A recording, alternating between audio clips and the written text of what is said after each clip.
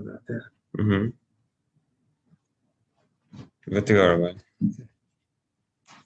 Someone's on already?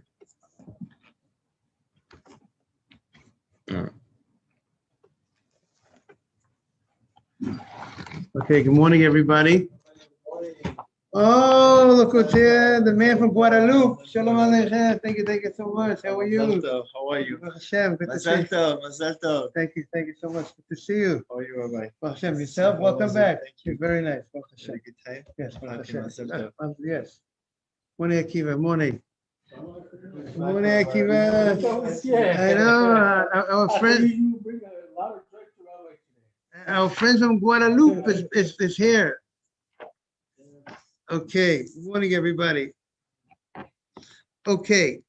We are on Mem Beis on the base, 42b. Berach alapat. We're right before the wide lines. See if everybody got it. You got it? 5 lines before the wide lines. On Mem Beis on the base. Berach alapat. Okay. Everybody got it? Berach alapat is a quote from the Mishnah. And today, the Gemara is going to try to understand the opinion of Beit Shammai. We have a machloket in the Mishnah, and we have the opinion of Beit Shammai, and the Gemara wants to understand, what does he mean? Sometimes somebody could say something, and it's not, and they, when the Mishnah, when Yehuda HaNasi wrote the Mishnah, it was clear to them what he was, to him and to the people of that time, what the meaning of that, of what he was saying. But as generations went on, sometimes people were not sure what was the intent of that opinion. What was the person referring to? So that's the story over here. Berach alapat. Potar esapaperet. We said that if you make a bracha, hamotzi lechem min haaretz, right? You had bread, you said hamotzi lechem min haaretz, and then we said they would have paperet. So paperet, what is paperet? So we said that paperet is, sometimes they would have, it was an appetizer, sometimes they would eat in order to draw the appetite. And sometimes they would eat the way the Gemara had it. There was some sort of appetizer that sometimes they would even eat this before they would have the bread. That was the paperet. And then sometimes the paperet came like later on after the main course. They would have a paperet. And the paperet is, it seemed like it could have, some say it was like a doughy, something with dough with some other sweets inside, like maybe an apple pie type of something. You could, something similar to like some type of dessert. Let's see the language of the. Let's see the language of in the Mishnah. It said. Let's see how they'll. Right, it was some sort of let's say some sort of cake that came after the main course. So the Mishnah said that if you say a bracha on the bread,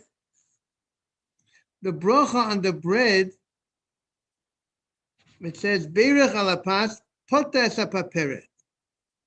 The bracha on the bread would exempt the paperet. You would not need to say a bracha on the paperet. The paperet would be covered with the bracha on the bread.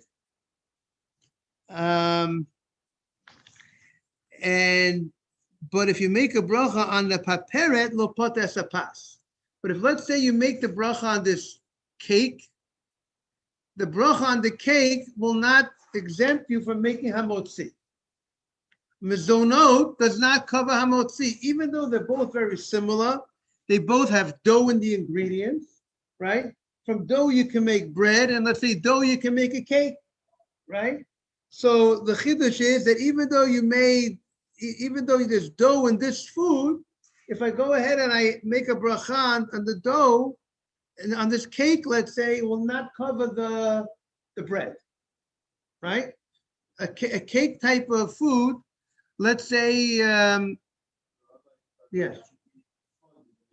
But then there's another prepare. So it's a prepare.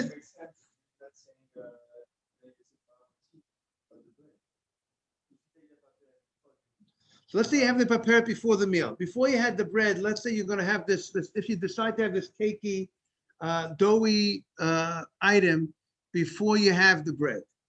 So, and you're going to say a mezonot on it, but right? So now the question is, would that mezonot cover the bread? Meaning, bread, bread has dough, right? And it's very filling. It sustains you. With similarly, this cakey, whatever type of doughy food that you made is also similar in that aspect. But it does, but the cake will not cover the mezonot, will not cover the hamotzi. But the hamotzi will cover the mezonot. Right? The Mishnah says if you made a bracha on the bread, it will cover the paperet. It will cover this, right? I mean, maybe it's not so obvious because maybe it's the paperet is coming late in the meal. It's coming more after the main.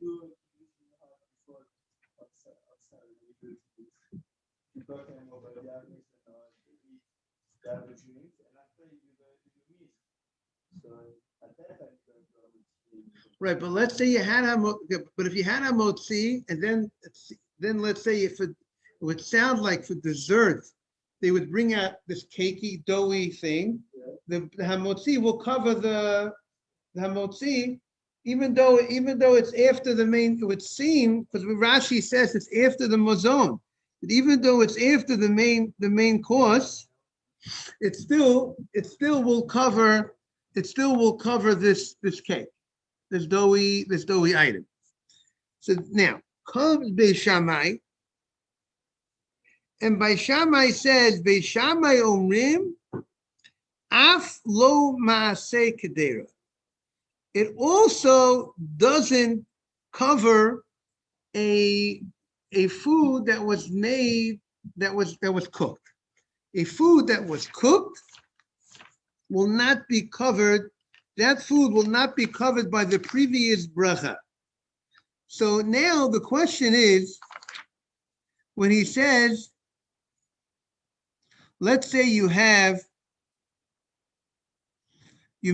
cook a food, right? You cook the food, how do you cook it? With water in the pot, a pasta, let's say you made some pasta, and Beis Shammai says the pasta will not be covered.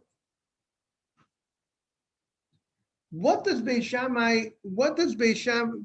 Shammai mean that he says that the pasta will not be covered? Let's see 1 second. What does he mean that the pasta won't be covered? That means the mezonot on the cake, let's say, will not cover the pasta. How do you make pasta? You cook the pasta, right? Does he mean that the mezonot on the cake, let's say on the baked item, will not cover a cooked item from the mezonot family? Is that what Beis Shammai means? Or does Beis Shammai mean something else?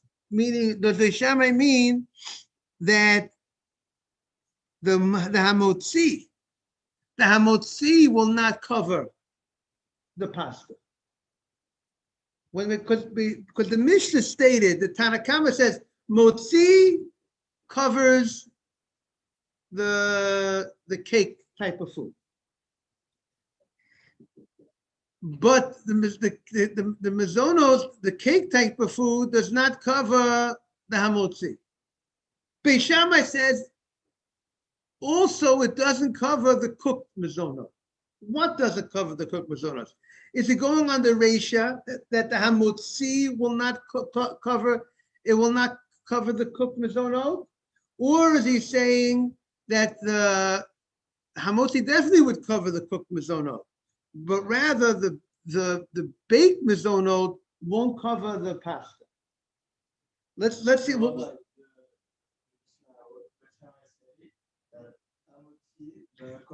See, it's not clear what Beis Shammai says. That's the Gemara's question. The Beis Shammai says it also doesn't cover the cooked pasta. Now remember,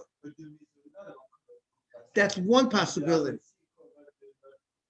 So that's one possibility. He's referring to the mizonot on the cake will not cover the cooked pasta, but the hamotzi, we'll read it inside, and then we have to realize what's the difference between the dough and the pasta. Yes.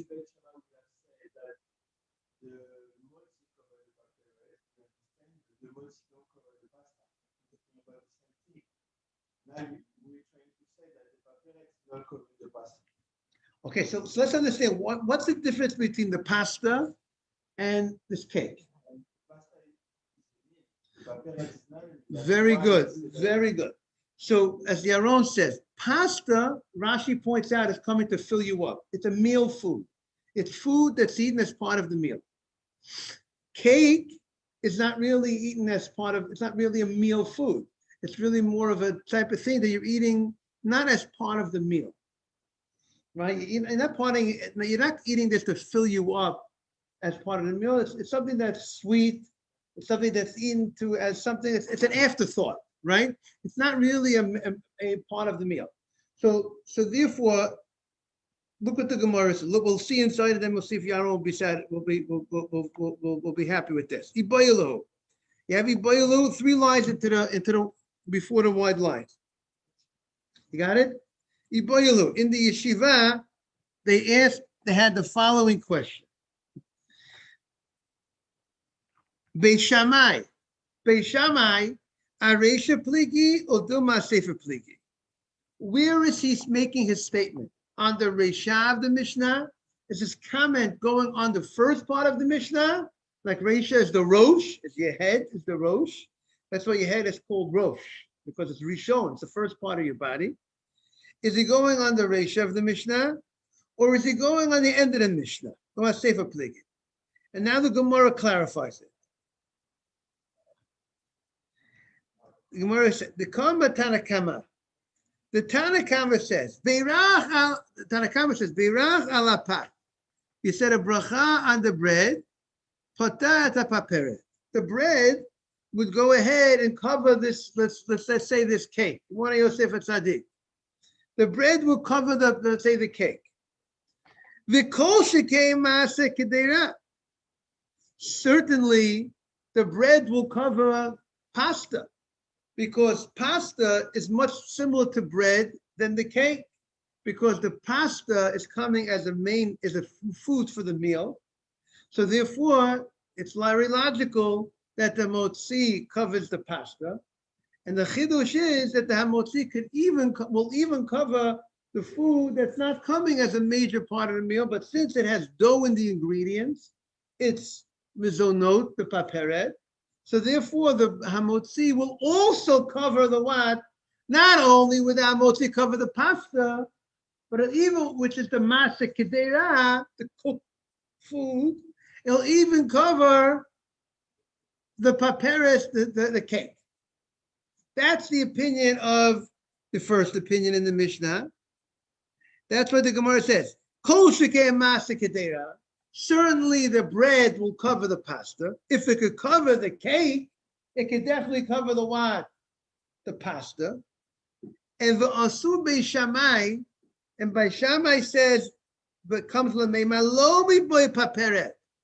There's no question that paperet lepat, that the bread will not cover the paperet. Beis Shammai wants to say that not only, there's one way to understand Beis Shammai, not only the hamotzi will not cover the cake type of food, because it's not eaten as what? As a real meal food. Ela afilu maaseh kedera nami lo potra. Even pasta, the hamotzi won't even cover the pasta. He's saying the hamotzi won't cover the paperet, and not only it comes by Shammai and says not only will the hamotzi not cover the paperet, will not cover the cake. A new chidush, by Shammai says two chidushim.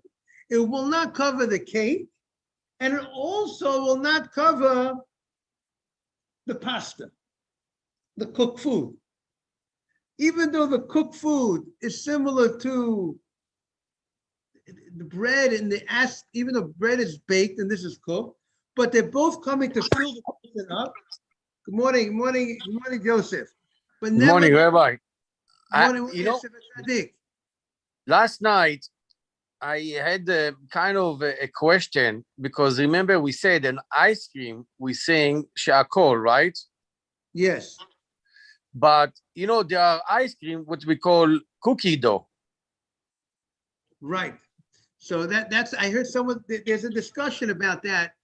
I mean, if it has the cookie dough, there are those that say, there's definitely those that might say they should make a mezonot on that, but it's not so clear what we have to see. I think I've heard different opinions on the matter.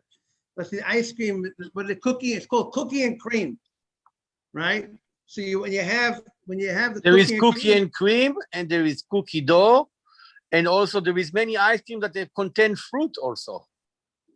I understand, but again, a lot of the things, if it's a minority ingredient, and so then you go generally after the majority ingredient, except by mezonot, we said the general rule is mezonot, even if it's a minority ingredient, generally you would say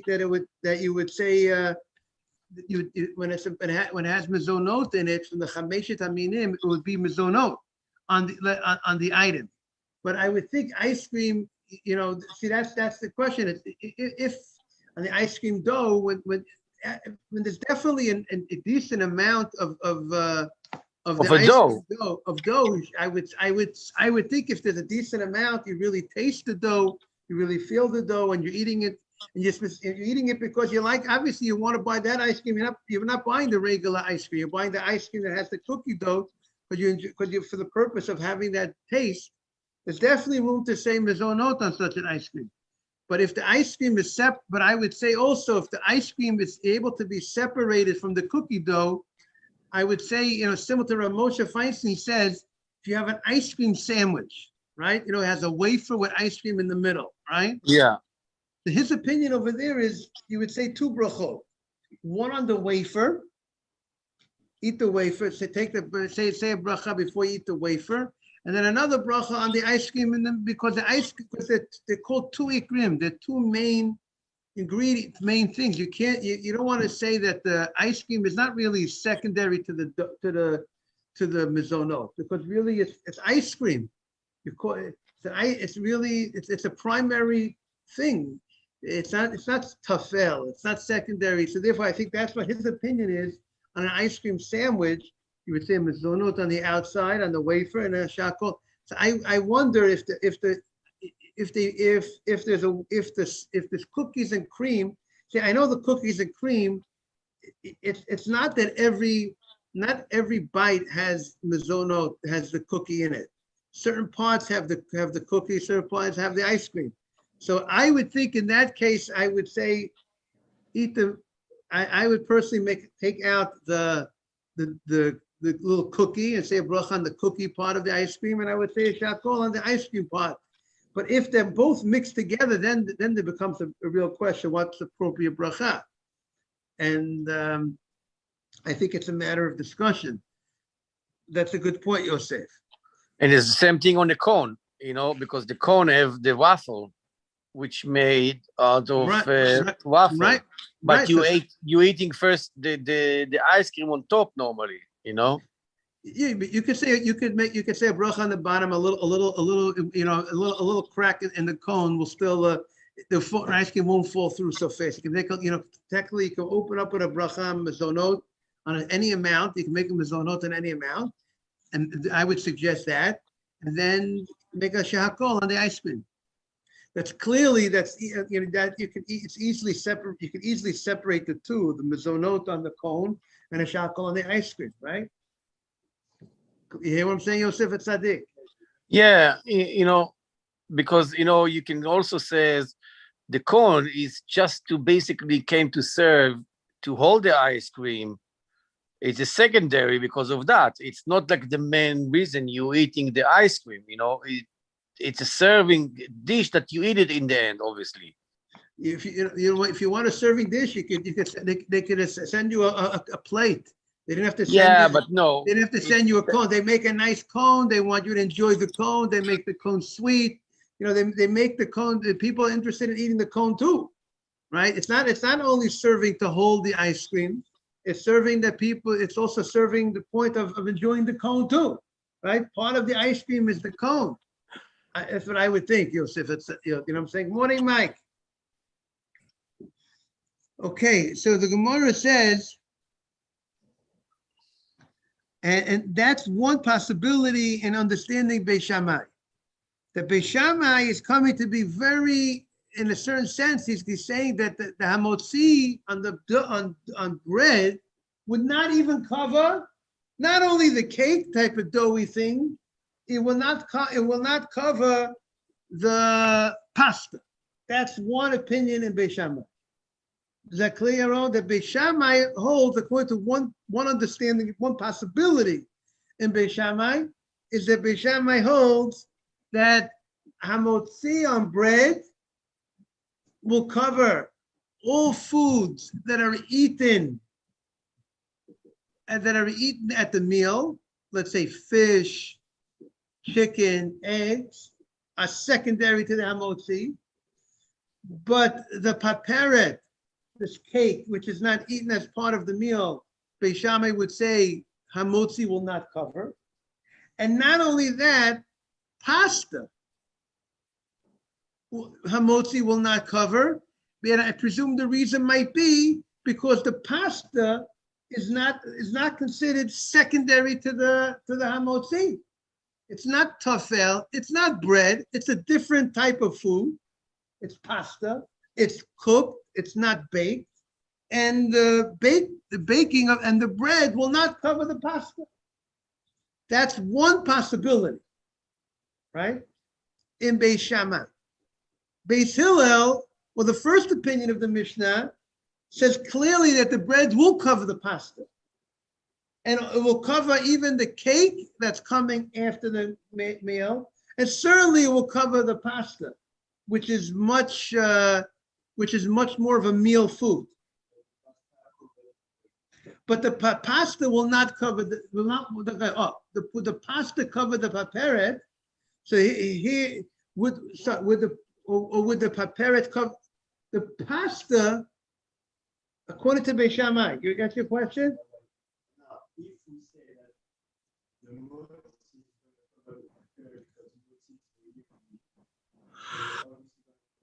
Yeah.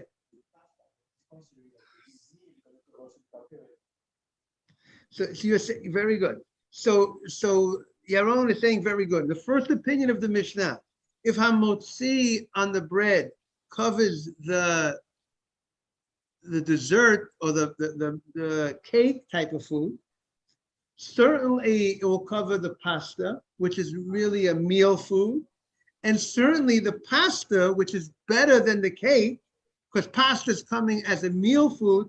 Pasta will definitely cover cake. Correct, yeah. Now, that's the first way of learning the Mishnah. Odilma, second wide line, Aseifa Pligi. Maybe Beis Shammai is arguing specifically on the Seifa. And what does that mean? Diktani, meaning he agrees that bread covers the pasta. But Diktani, Berach ala paperet lo poter sapas. The Mishnah says if you say a bracha on the paperet, on let's say the cake won't cover the what? The bread. Patu de lo poter. The cake will not cover the doughy item that's coming at the end, will not cover the bread of a masa kedera poter. But the paperet, the cake, will cover the pasta. That's the way the Tanna Kama holds. The cake will not cover the bread because the bread is king, and it's not secondary, and therefore the bracha on the cake will not cover the bread, but the bracha on the cake will cover something which is in a similar league, which will be the pasta. Comes Beis Shammai and says no. Not only the cake cannot cover the bread, it also can't even cover the what? The pasta. Because the pasta is a meal food, cake is a dessert type of food, and therefore that cannot cover the dessert, which is not eaten as a staple of a meal, cannot cover pasta, which is eaten as part of the staple of a meal. That's the opinion of what? Of course, we hold not that way. We hold mizonot on any food will cover any mizonot, okay? As long as you had in mind that you were planning on eating that other food, okay? Not that, if you're only planning on eating this and you don't plan on eating anything else, and then you want side, you change your mind, you want to eat something else, you have to say new bracha, even though they're both a mizonot. Okay, so let's see what the Gemara says.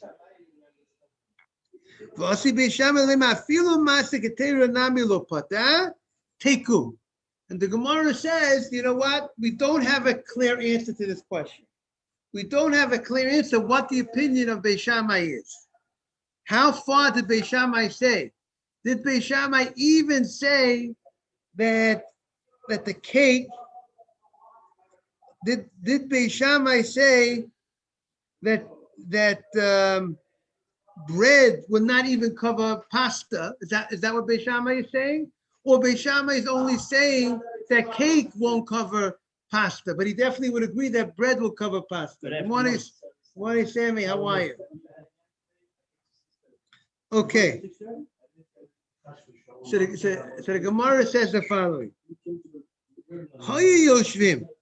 Right? What did the Mishnah say? The Mishnah, we're in third one, new piece of Gemara, everybody.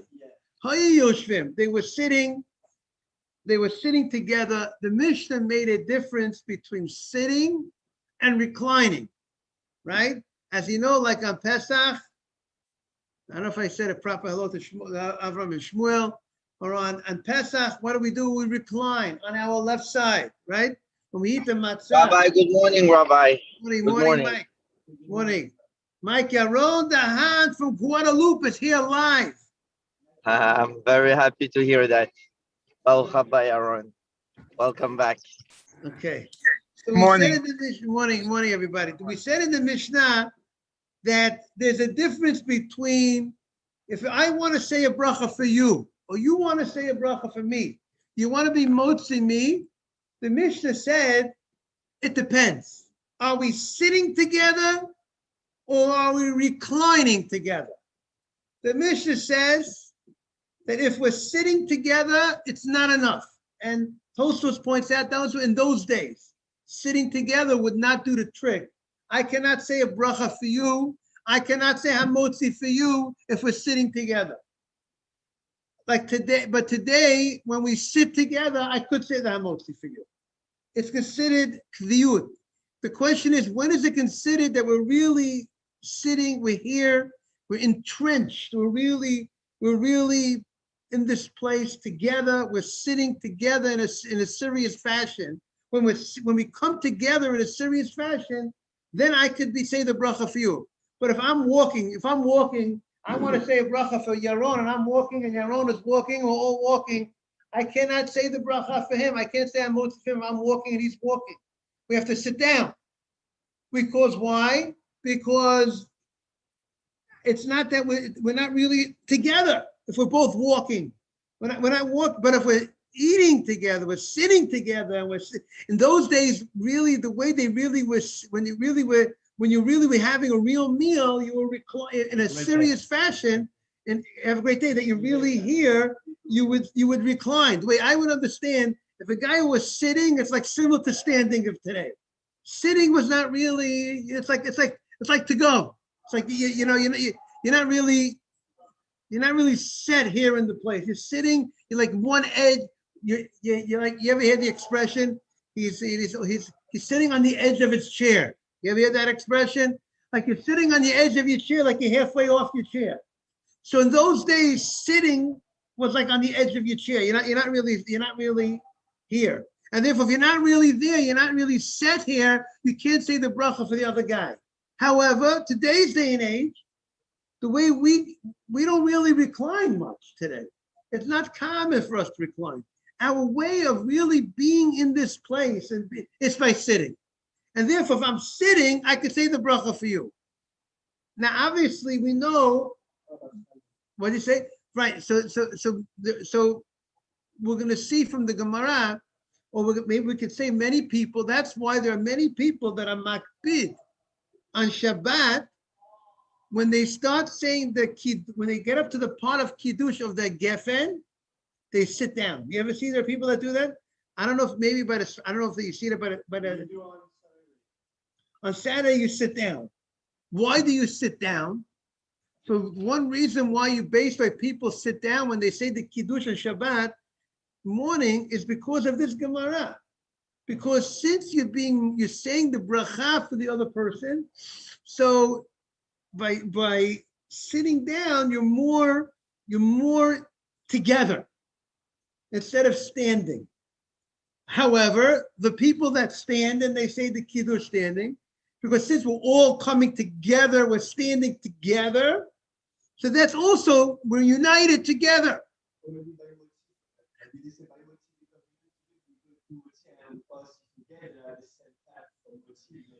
So that's good enough. So the fact that you're going to be sitting together because really you are coming together. So therefore, I'm saying the question, Yaron, is why do you stand? Why are we allowed to stand Friday night? Meaning, Saturday's the Rabbanan, then Friday night's the Raita. But Friday night, we're saying testimony, we're like testifying to the fact that God created the world. So therefore, maybe that's one reason why we stand, and maybe also because to give the kavod, to give the honor for the Kiddush of Friday night, you maybe that's why people will stand the whole, Shabbat just is entering. You are bringing in the Shabbat. You are making a declaration that today is Shabbat. So, and you're fulfilling your biblical mitzvah of Kiddush.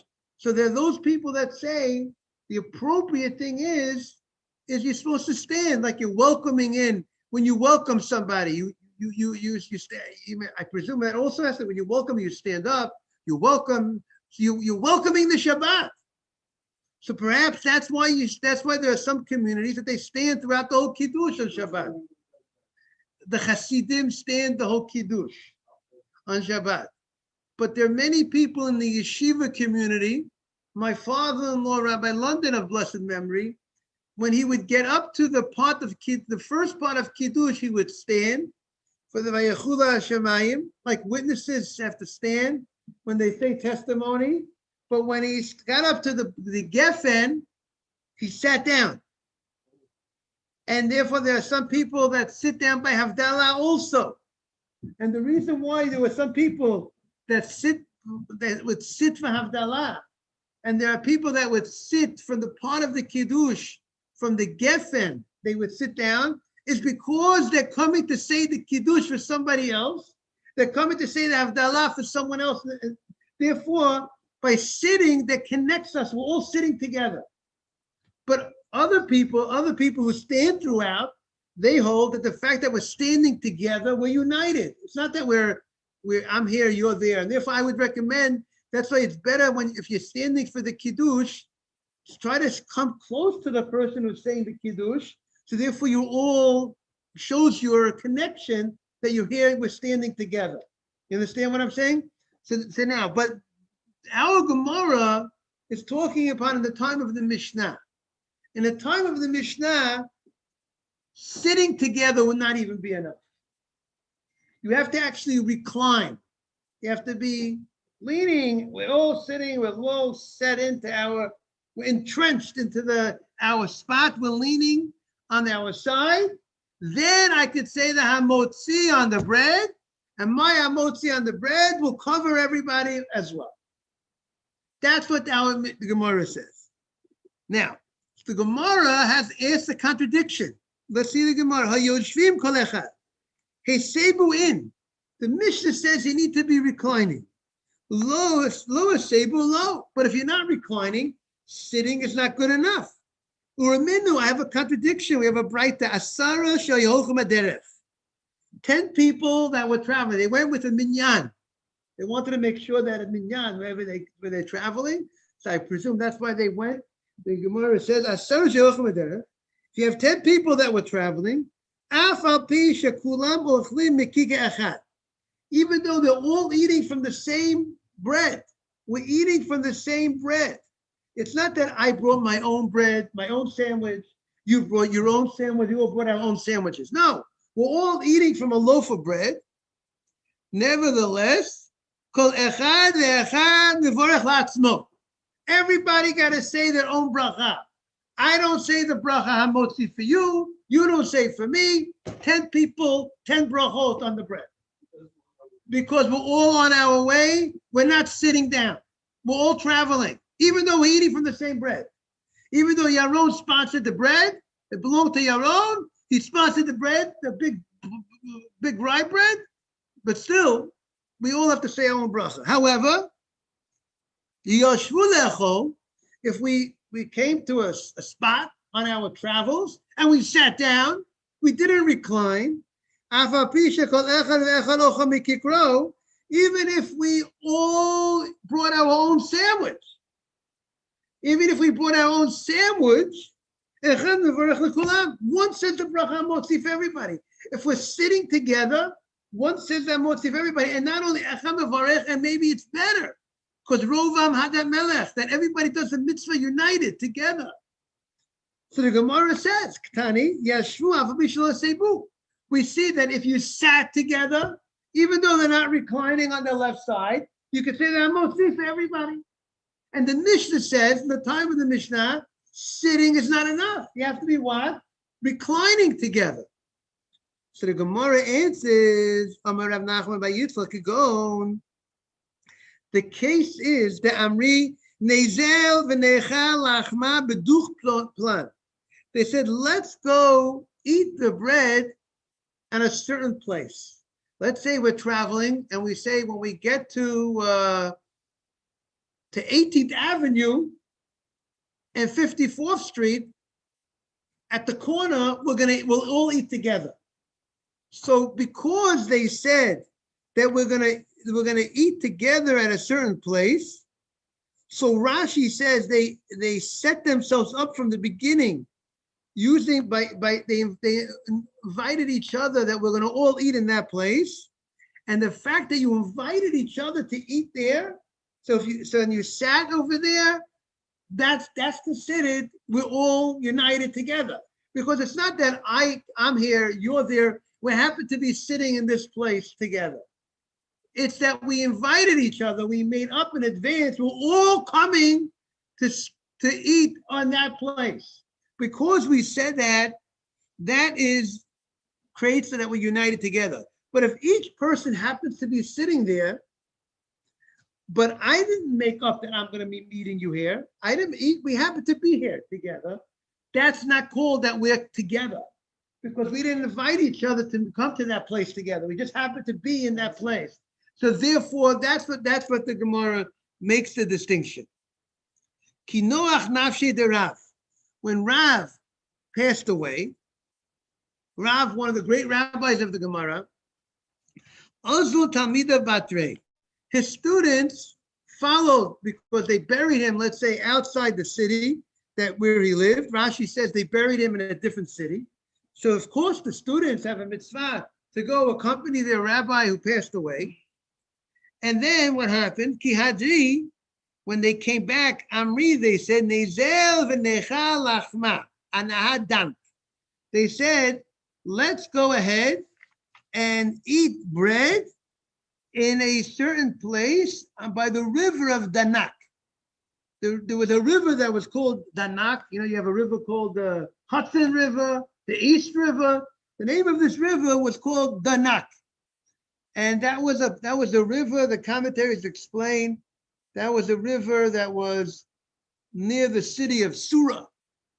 which is the city of Rav. So they said, let's go eat over there. Basa de kachi, after they ate, right? They wrapped, because like korech, because they would usually wrap the sandwich, they would put something in the sandwich, like cream cheese or other things, they put something in, they wrapped it, after they ate bread. Yasvi become a bayalu. They sat and they had a question to, what are they, a halachic question. Hisebu dafka k'tanan. The Mishnah, now they sat together. It doesn't say that they didn't recline, or that's what it seems like.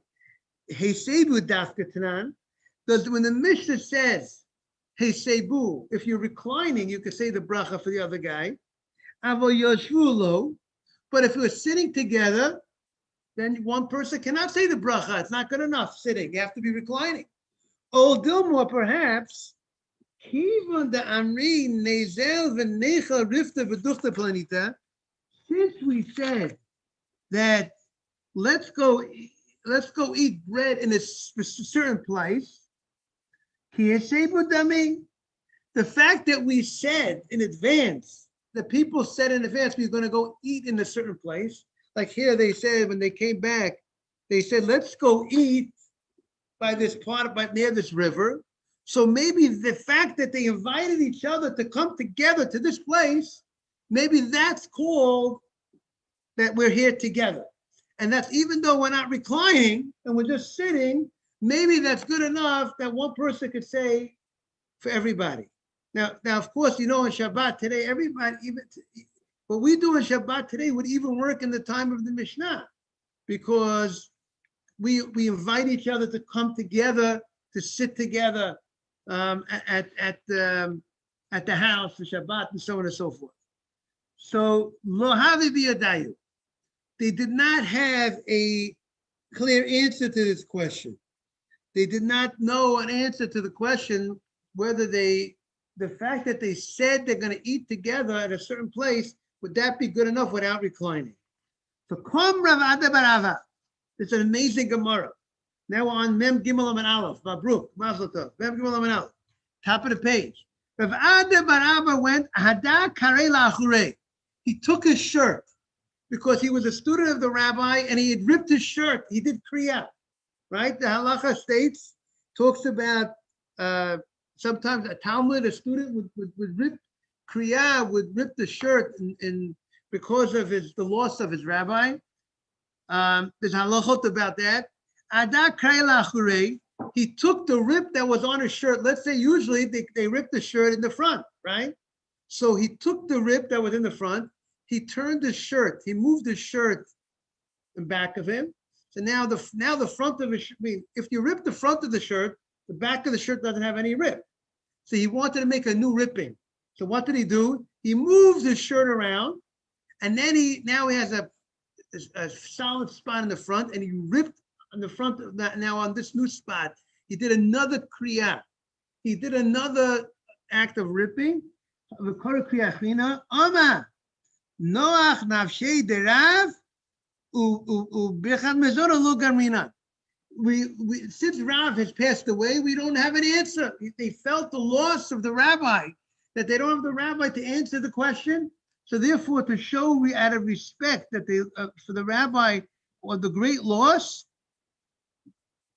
Rashi says that they wanted to show they were in mourning now as if it was the day of the death. Because they felt the loss even more because they don't have an answer to the question. We don't know how to answer the question. Till the certain elderly rabbi came,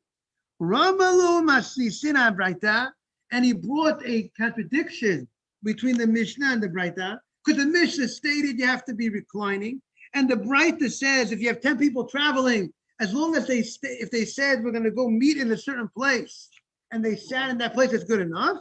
The Shani lay, and the rabbi answered,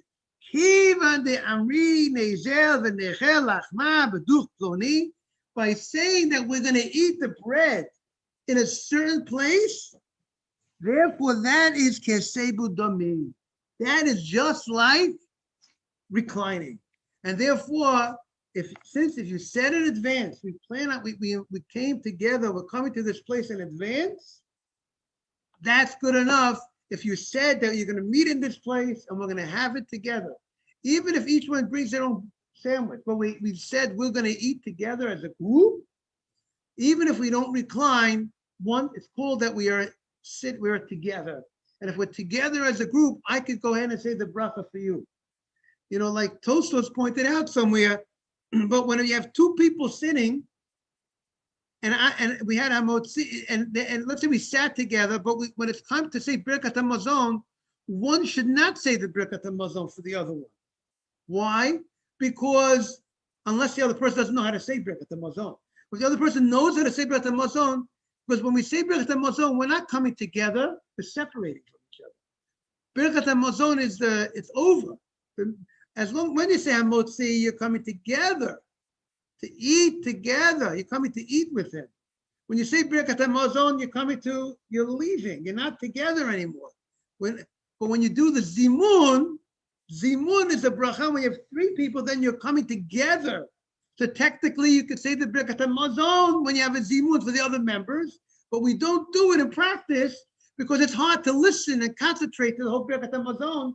People have different, therefore everybody says on Birkat HaMazon, but technically, when you have a Zimun in the old days, the person would lead the Birkat HaMazon, would say the Birkat HaMazon, the Zimun out loud for everybody, because they would listen to his bracha, and they're all together. We have a Zimun. Zimun is I'm inviting you. That's Zimun is Hazmanah. You know, Nevarech, let us say the bracha, Nevarech Shacham Mishalom. I invite you to say a bracha with me to the one that we ate. So we're inviting each other. We're doing it together. So therefore, you could technically say a Birkat HaMazon for the other members when you have a Zimun. But when you don't have a Zimun, the two people, the mitzvah l'chalek, each person should say his own Birkat HaMazon. But when it comes to Hamotzi, technically, I could say Hamotzi for you. You could say Hamotzi for me. With two people coming together to eat together, technically.